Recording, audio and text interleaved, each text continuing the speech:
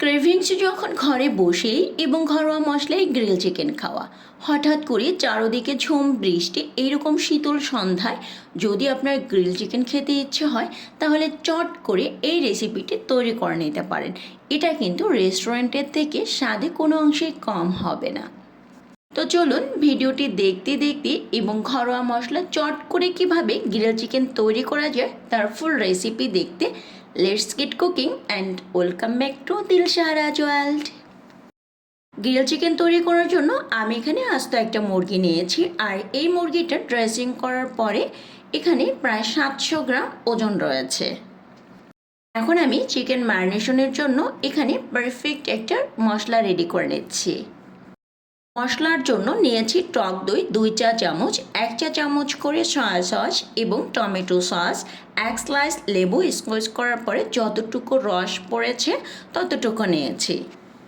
লালমরিচ গুঁড়া দিয়েছি 1 চামচ, দেন হাফ চা চামচ করে ভাজা জিরার গুঁড়া, শাহি গরম মশলার গুঁড়া এবং ধনিয়ার গুঁড়া দিয়েছি।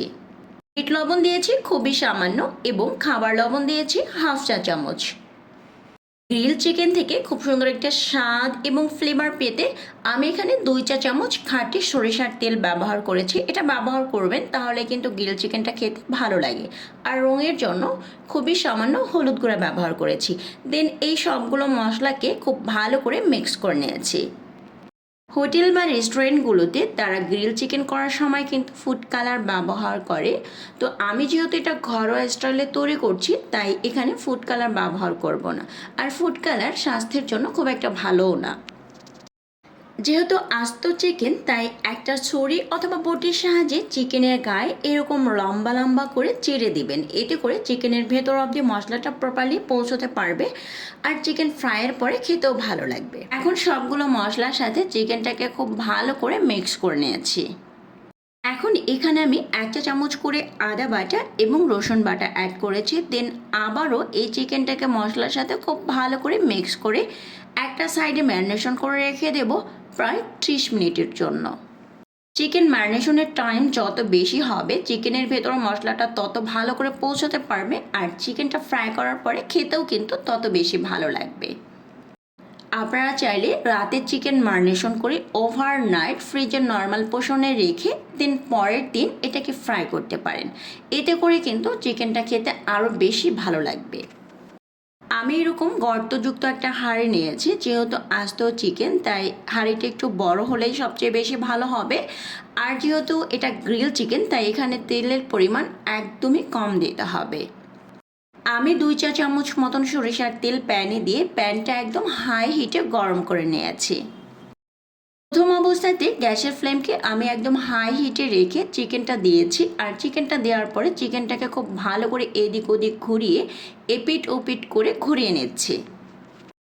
ঢাকনা ছাড়া অবস্থাতে এই কাজটা আমি করেছি প্রায় 3 থেকে 4 মিনিটের জন্য। দেন একটি ঢাকনা দিয়ে চিকেনটাকে কুক করেছি 5 থেকে 7 মিনিটের জন্য।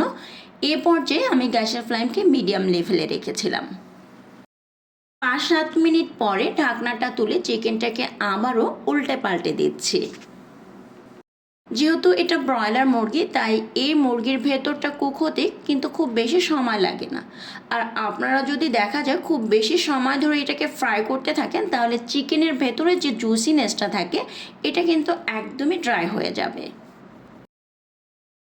এক্সট্রা গ্রেভি এবং তেলটা আমি চিকেনের গায়ে আলতো করে ম্যাসাজ করে দিচ্ছি। আপনারা চাইলে একটা ব্রাশের সাহায্যে এখানে সরিষার তেলটা ব্রাশিং করে দিতে পারেন, তাহলে চিকেনের উপর সাইডটা কিন্তু একদমই ড্রাই হবে না।